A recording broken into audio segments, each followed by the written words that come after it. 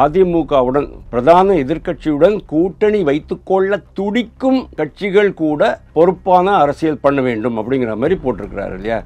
பொறுப்பான அரசியல் என்ன அப்படிங்கிறது டிஎம்கே பொறுத்த வரைக்கும் எது பொறுப்பான அரசியல்? போதைப் பொருள் கலாச்சாரத்தை வளர்த்து விடுறது, கள்ளச்சாராயத்தை வளர்த்து விடுறது, அடிதடி வளர்த்து விடுறது, ஜாதி கலவரத்தை வளர்த்து விடுறது, இதெல்லாம் தான் ஊழல் பண்ணுறது, டாஸ்மாகில் பாட்டிலுக்கு மேலே 10 ரூபாயிலேருந்து 30 ரூபா வரைக்கும் வாங்குறது, இதெல்லாம் தான் உங்களுக்கு பொறுப்பான அரசியல். ஆக்கப்பூர்வமான அரசியல் பற்றி நமது கிறிஸ்தவ துணை முதல்வர் உதயநிதி நம்மளுக்கெல்லாம் இவங்களுக்கெல்லாம் பாடம் எடுக்கிறதுக்கு அவசியம் கிடையாது. யாருக்கு யார் அட்வைஸ் பண்ணுறதுங்கிறது ஒரு மேட்ரு. அவர் இன்னும் சின்ன பிள்ளையாகவே இருக்கார் அப்படிங்கிறதுக்கு இது ஒரு உதாரணமாக நான் சொல்கிறேன். எந்த கட்சியுமே துடிக்கவே இல்லை. அவங்களுக்கு ரொம்ப நல்லா தெரியும் டிஎம்கே வீட்டுக்கு அனுப்பப்பட வேண்டிய ஆட்சி அப்படின்ட்டு. அந்த மைய புள்ளியில் எல்லாரும் இணைகிறாங்க. இன்னைக்கு டிஎம்கேயோ அல்லது விஜயையோ பிரசாந்த் கிஷோர் கூட காப்பாற்ற முடியாத அந்த நிலைமை வந்துருச்சு. என்ன காரணம் அப்படின்னா, இவங்க 2 பேரும், அதாவது இது வளர்கிற கட்சி, இது ஏற்கனவே இருக்கிற கட்டுக்கோப்பான கட்சி. ஓகே, கொஞ்சம் பர்சன்டேஜ் கம்மியாக இருந்தாலும் கூட இந்த ஒருங்கிணைப்பு அதெல்லாம் நடந்த பிறகு இன்னும் அதிகமான கட்சிகள் அதில் சேரும்போது விஜய்க்கும் இதில் ஒரு மிகப்பெரிய ஏமாற்றம் இருக்குங்கிற மாதிரி தான் நான் பார்க்குறேன். பிரசாந்த் கிஷோர் கூட விஜய்க்கு இப்போ அந்த உத்தரவாதத்தை அளிக்க முடியாது. அவர் சொன்னது 15% வரைக்கும் கொண்டு வரவேன்னு சொல்லிருக்கலாம். உங்களை ஆட்சி பீடத்தில் அமர்த்துவே நல்லா அவரெல்லாம் சொல்லிருக்க மாட்டார் சார். ஏன்னா அவர் இது புதிய கட்சி, குழந்தை இப்போ தான் தவழுது. அதை கொண்டு போயிட்டு நான் கூகுள்லையும் மைக்ரோசாஃப்ட்லையும் வேலை வாங்கி தருவேன் சொல்ல மாட்டார்.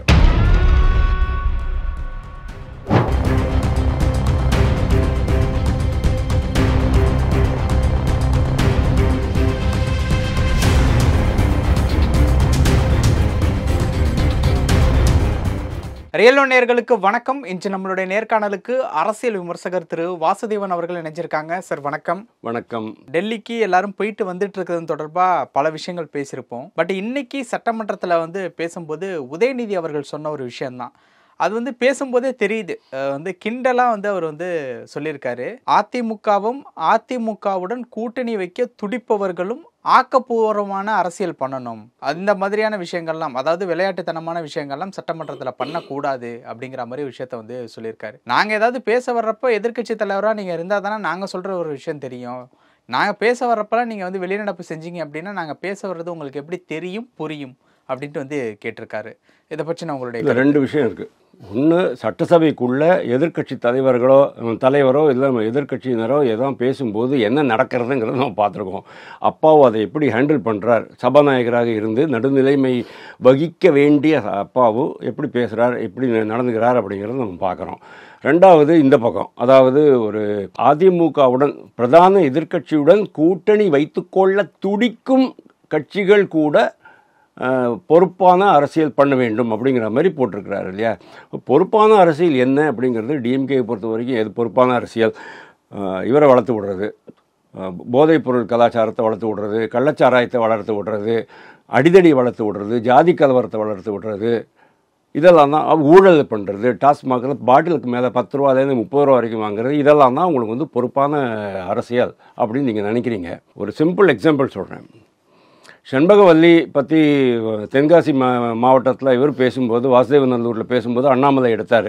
இதுக்கு தான் முதல்வர் அங்கே போகணுமே தவிர, ராமசாமி நாயக்கர் வைக்கம் போராட்டத்தை நடத்தினார் அப்படிங்கிறதால ஒரு கட்டமைப்பு இருக்குது பாருங்கள், அதுக்காக அவர் அங்கே போகிறாரு. 5 முறை அங்கே போயிருக்கிறாரு. இதை பற்றி அவர் பேசவே இல்லை. முல்லை பெரியார் டேம் பற்றி அவர் பேசவே இல்லை அப்படின்னு ஒரு பெரிய பட்டியலே போட்டிருந்தார். இன்றைக்கி என்னாச்சு தெரியுமா? தெலுங்கு கங்கா தண்ணி முதல்வர் கேட்ட உடனே தெலுங்கு கங்கா தண்ணி இங்கே ஊத்தங்கரைக்கு வந்தாச்சு. அப்போ இப்படி இருக்கும்போது எதுக்கு அவர் அப்படி பேசணும்? ஊத்தங்கரைக்கு வந்தாச்சு. இவர் சொன்னதுனால அவர் விட்டார். அங்கே இருக்கிறது யார்? சந்திரபாபு நாயுடு.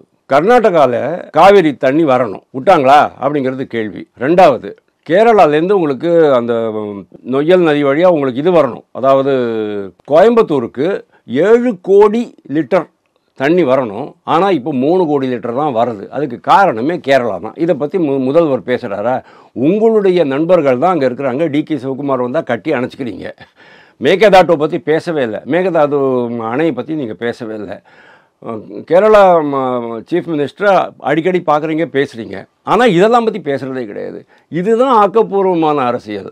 ஆக்கப்பூர்வமான அரசியல் பற்றி நமது கிறிஸ்தவ துணை முதல்வர் உதயநிதி இவங்களுக்கெல்லாம் பாடம் எடுக்கிறதுக்கு அவசியம் கிடையாது.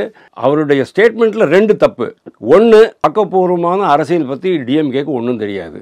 ஏன்னா கச்சத்தீவுலேருந்து நீங்கள் பார்த்துக்கிட்டு இருக்கீங்க, டாஸ்மாக்லேருந்து நீங்கள் பார்த்துட்ருக்கீங்க.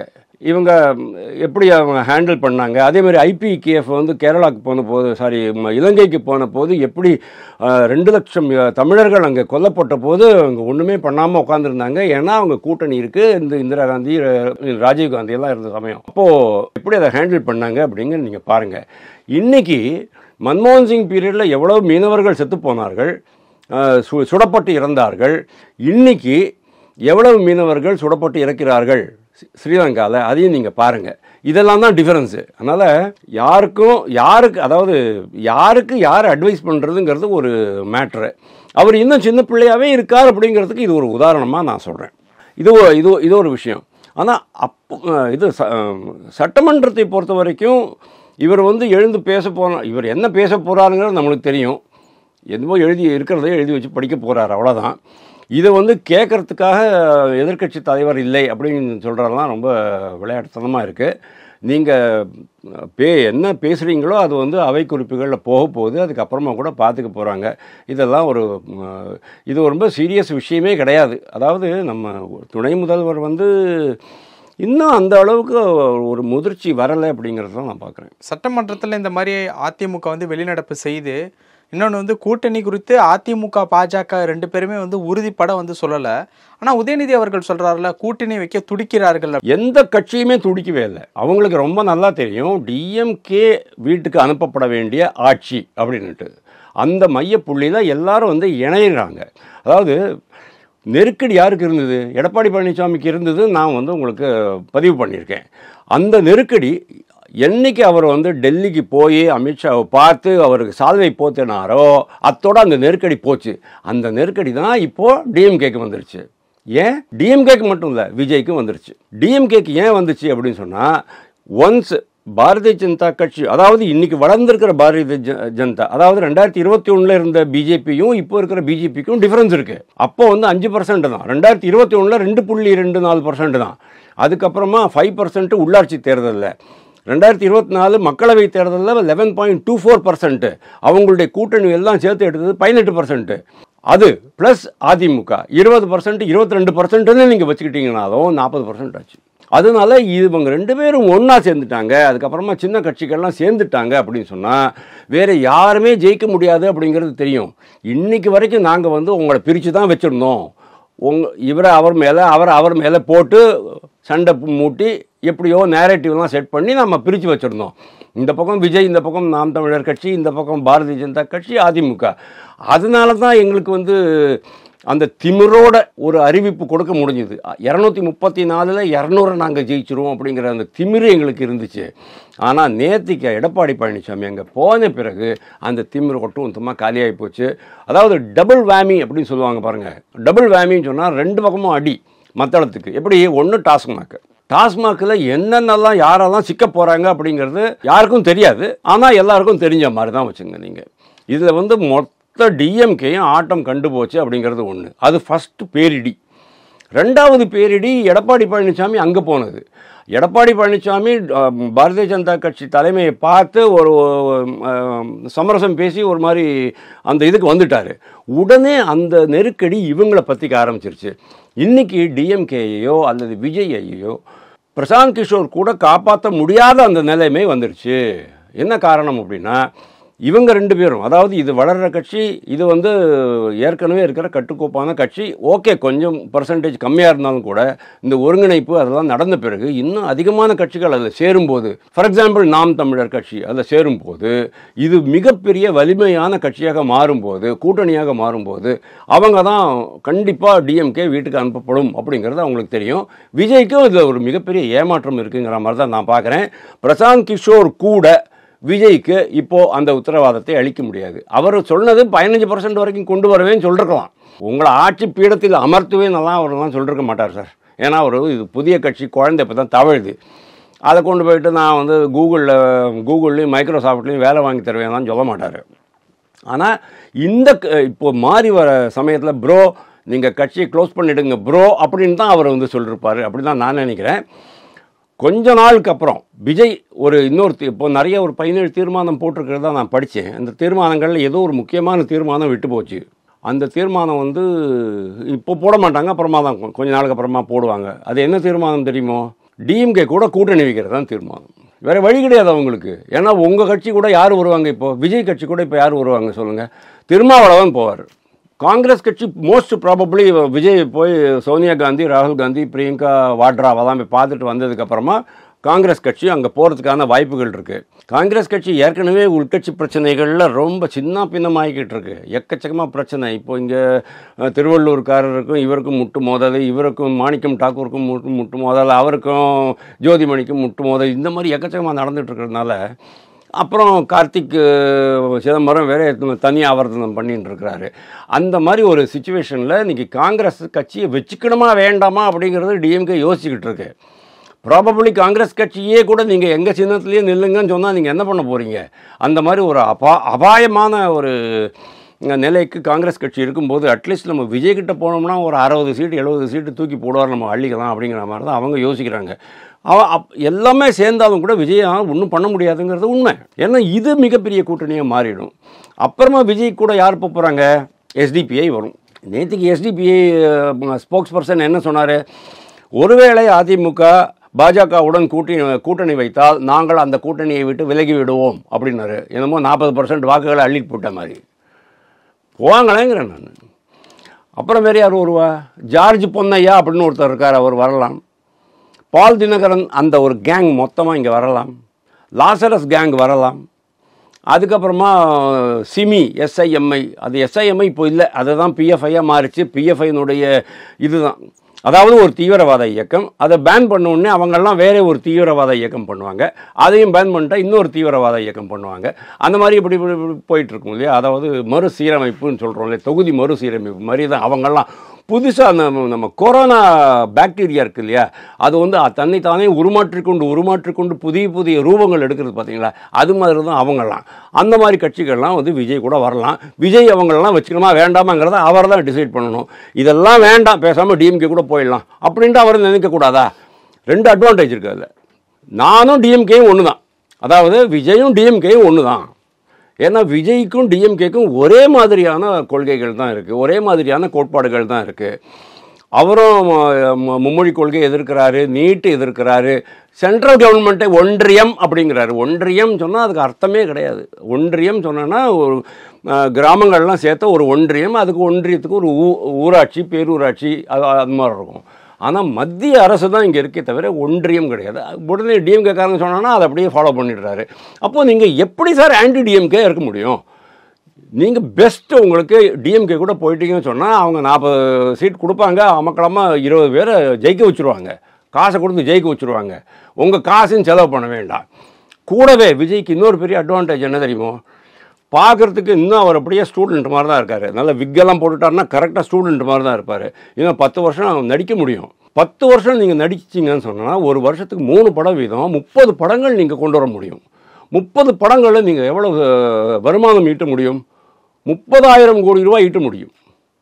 30,000 கோடி ரூபா பணம், கள்ளப்பணமா கருப்பு பணமா வெள்ளைப்பணமா இதெல்லாம் நீங்கள் கேட்காதீங்க, பணம் ஈட்ட முடியும். அதில் ஒரு 5,000 கோடி ரூபா நீங்கள் வந்து ரெட் ஜெயண்ட்டுக்கு கொடுக்க முடியும். உங்களுடைய படம் ரிலீஸ் ஆகிற பிரச்சனைகள் எல்லாமே க்ளோஸ் ஆகிடும். கம்ப்ளீட்டாக சுகமான வாழ்க்கையை வாழ்ந்துக்கிட்டு இருக்கலாம். பிக்சர் பண்ணலாம், ரிலீஸ் பண்ணலாம், அவங்க பணம் கமிஷன் எடுத்துக்குவாங்க, நீங்கள் வருமானம் அள்ளிக்குவீங்க. ஒரு 40 எம்எல்ஏஸ் 20 எம்எல்ஏஸ் உங்களுக்கு இருப்பாங்க. அதனால் எனக்கு என்ன தோன்றது, அடுத்த தீர்மானம், அடுத்த பொழுது கூட்டுவாங்க. அந்த தீர்மானத்தில் இந்த 6 மாதத்துக்கு அப்புறம் ஆகஸ்ட்டில் இந்த தீர்மானத்தை நிறைவேற்றுவார்கள். என்ன மாதிரி இருக்கும் அது? 75வது ஆண்டை 75 ஆண்டுகள் கடந்த ஒரு மாபெரும் திராவிட இயக்கம், சமூக நீதி இயக்கம், திராவிட மாடல் அரசை நடத்துகிற அந்த இயக்கம், பெரியார் வழிவந்த இயக்கம், திராவிட முன்னேற்ற கழகத்துடன் கூட்டணி. இந்த ஒரு இடத்துல ஏடிஎம்கே ஆட்சியில் நடந்த மாதிரி எங்களுடைய ஆட்சியில் எந்த விதமான கலவரமும் நடக்கவில்லை அப்படிங்கிற ஒரு விஷயத்த வந்து முதல்வர் அவர்கள் வந்து இன்னைக்கு சட்டமன்றத்தில் பேசும்போது சொல்லியிருந்தாரு. சூப்பர். அங்கும் இங்கும் நடக்கக்கூடிய ஒரு விஷயத்த ஊதி பெருசாக்க வேண்டாம், அதை வந்து பூதாகரம் படுத்துறாங்க அப்படின்ட்டு வந்து சொல்றாங்க. அங்கும் இங்கும் தான் நடக்கும், இன்னும் அங்கும் இங்கும் தான் நடக்கிறது. நல்ல விஷயம் தானே சார். தெரு தெருவா நடக்கலையே, இன்னும் கொலை தெரு தெருவா நடக்க ஆரம்பிக்கல, அங்கேயும் இங்கேயுமே தான் நடக்குது. ஒரு மாசத்துல 1000 கொலைகள்னு சொன்னா ரொம்ப பிரமாதம் சார், ரொம்ப அருமை. அதுபடி கொத்தா கொலை. நேற்றுக்கு ஒரு போலீஸ்காரரை கொண்டுட்டாங்க டாஸ்மாகில். அவர் பாவம் ஏதோ வேலை பண்ணிவிட்டு போயிட்டு கொஞ்சம் குத்திக்கலாம் அப்படின்னு போயிருக்கிறாரு. அங்கே போனால் ஒரு சண்டையில் தான் கொலை. எதுக்குடா இங்கே வந்து கள்ளக்காரம் விற்கிறீங்கன்னு கேட்டால் உடனே அவங்க 2 பேரை போட்டு தள்ளிட்டாங்க, 2 இளைஞர்கள் போட்டு தள்ளிட்டாங்க கடலூரில். அதனால் கொள்ளை வந்து தெருவுக்கு நடக்கலை அப்படிங்கிற ஒரு நல்ல விஷயம் தான். முதல்வர் நல்ல விஷயம் தான் சொல்லியிருக்கிறாரு. பாவம் அந்த போலீஸ்காரர் என்னமோ நம்ம அப்பா படத்தை ஒட்டியிருக்காங்களே, அது பாதுகாப்பான இடமாச்சே அப்படிங்கிறதுனால தான் அவங்க போயிருக்கிறாரு. ஆனால் அங்கே கூட பாதுகாப்பு இல்லை. அப்பா படம் ஒட்டின பிறகு கூட நம்மளுக்கு பாதுகாப்பு இல்லை அப்படிங்கிறது வந்து நம்ம திராவிட மாடலில் நம்ம என்ன சொல்கிறது அப்படிங்கிறது தெரியல. இது ஒரு விஷயம். இன்னொன்று நீங்கள் கேட்டீங்க போராட்டம் பற்றி. அதாவது இது வந்து சொந்த வாக்குமூலம் மாதிரி நீங்கள் பார்க்க முடியாதா? அதாவது அதிமுக பீரியடில் எவ்வளவு கலவரங்கள் நடந்ததோ அவ்வளவு கலவரங்கள் இப்போ நடக்கலை அப்படிங்கிறாரு. நீங்கள் கலவரம் வந்த போது அதை எப்படி நீங்கள் முறியடிச்சிங்கிறது நம்மளுக்கு தெரியும். சாம்சங் இங்கே ஞானசேகரனுக்கு எதிராக பாலியல் குற்றச்சாட்டு வழக்குக்கு எதிராக இங்கே ராஜரத்னம் ஸ்டேடியத்துலேயும் இதுலேயும் வள்ளுவர் கோட்டத்துலேயும் அமைதி போராட்டம் நடக்கும்போது அதை நீங்கள் எப்படி முறியடிச்சிங்கன்னு எங்களுக்கு தெரியும். திருப்பரங்குன்றத்தை எப்படி நீங்கள் முறியடிச்சிங்கன்னு நம்மளுக்கு தெரியும். அதே மாதிரி தான் இப்போது லேட்டஸ்ட்டாக டாஸ்மாக் ஊழல். டாஸ்மாக்கை முற்றுகையிட போகிறோம் அப்படின்னு சொன்னோன்னே பயந்து வேலை வளர்த்து போயிட்டு எல்லாரையுமே வீட்டிலே உட்காந்து வச்சுட்டீங்க. டாய்லெட் கூட இல்லாத ஒரு பல சத்திரங்களில் பெண்களெல்லாம் அடைச்சி வச்சுட்டீங்க ஆடு மாடு மாதிரி. ப்ளஸ்ஸு இது இன்னும் வாக்குமூலம் எப்படி அப்படின்னு கேட்டால், உங்களை போராட்டம் நடத்தவும் கலவரம் செய்யவும் தூண்டவும் அனுமதித்தது ஏடிஎம்கே கவர்மெண்ட்டு. அதாவது அறவழி போராட்டத்திற்கு உங்களுக்கு வந்து சட்டத்தில் இடம் இருக்குது. அந்த அறவழி போராட்டத்தை நடத்துவோம் சொல்லிக்கிட்டே நீங்கள் வந்து இந்த மாதிரி கலவரத்தில் ஈடுபட்டோம் அப்படின்னு நீங்களே சொல்லிக்கிற வாக்குமூலம் தான் இது. எப்படி அப்படின்னு கேட்டால், சவுக்கு சங்கர் விஷயத்தில் என்னாச்சு, அந்த ஒரு போலீஸ்காரரே அவங்களே வந்து சொல்கிறாங்க, நீங்களாம் அமைதியாக பண்ணுவீங்கன்னு பார்த்தீங்கன்னா நீங்கள் இந்த மாதிரிலாம் பண்ணிட்டு வந்துட்டீங்களாமா அப்படின்ட்டு அவரை ஒரு போலீஸ்காரரே அவங்களெல்லாம் கடிஞ்சிக்கிறாங்க. அப்படின்னா என்ன அர்த்தம்? போலீஸு அதுக்குள்ளே அது வந்து உடந்தையாக இருக்குது அப்படிங்கிறது அர்த்தம். அதே மாதிரி தான் அந்த காலத்தில் ஏடிஎம்கே பீரியடில் எவ்வளவு விதமான 27,000 போராட்டங்கள் நடந்தது அப்படின்னு சொன்னால் அதுக்கு எல்லாத்துக்குமே காரணம் டிஎம்கே தான். அதாவது எப்படி ஆல் இண்டியா லெவலில் பொருளாதாரத்தில் இந்தியா முன்னேறக்கூடாது, பொருளாதார வளர்ச்சியை தடுக்க வேண்டும் அப்படின்னு ரொம்ப முக்கியமாக கங்கணம் கட்டிக்கிட்டு வேலை பண்ணுறாங்க காங்கிரஸ் கட்சி. அதே மாதிரி தான் தமிழ்நாட்டு பொருளாதாரம் வளரக்கூடாது அப்படிங்கிற ஒரே காரணம். அதாவது ஏடிஎம்கே பீரியடில் நான் சொல்கிறேன், ஜெயலலிதா இருக்கும்போது ஓரளவுக்கு பயந்துக்கிட்டு தான் இருந்தாங்க. ஜெயலலிதா இறந்த பிறகு எடப்பாடி பழனிசாமி வந்த பிறகு கொஞ்சமாக தலை தூக்க ஆரம்பிச்சது. அப்போ தான் அந்த ஜல்லிக்கட்டு போராட்டம், ஸ்டெர்லைட் போராட்டம்லாம் ரொம்ப மிகப்பெரிய அளவில் வெடிக்க ஆரம்பிச்சது. ஸோ தமிழ்நாட்டில் எதிர்க்கட்சி ஆளுகிறது அப்படின்னா எந்த விதமான, அதாவது வளர்ச்சி திட்டங்கள் வரக்கூடாது, வளர்ச்சி ஏற்படக்கூடாது, மக்கள் நலத்திட்டங்கள் மக்களுக்கு சென்றடையக்கூடாது அப்படிங்கிற மாதிரி தான் இவங்க வந்து கலவரம் எப்போவுமே ஒரு பதட்ட நிலையிலேயே இந்த மாநிலம் இருக்கணும் அப்படின்ட்டு ஆசைப்படுறது தான் டிஎம்கே. ஓகே, அதை தான் அவங்க வந்து ஒத்துக்கிட்டு இருக்காங்க நான் நம்புகிறேன். ஓகே சார், பல விஷயங்கள் பகிர்ந்துட்டீங்க. நேரத்துக்கு ரொம்ப நன்றி.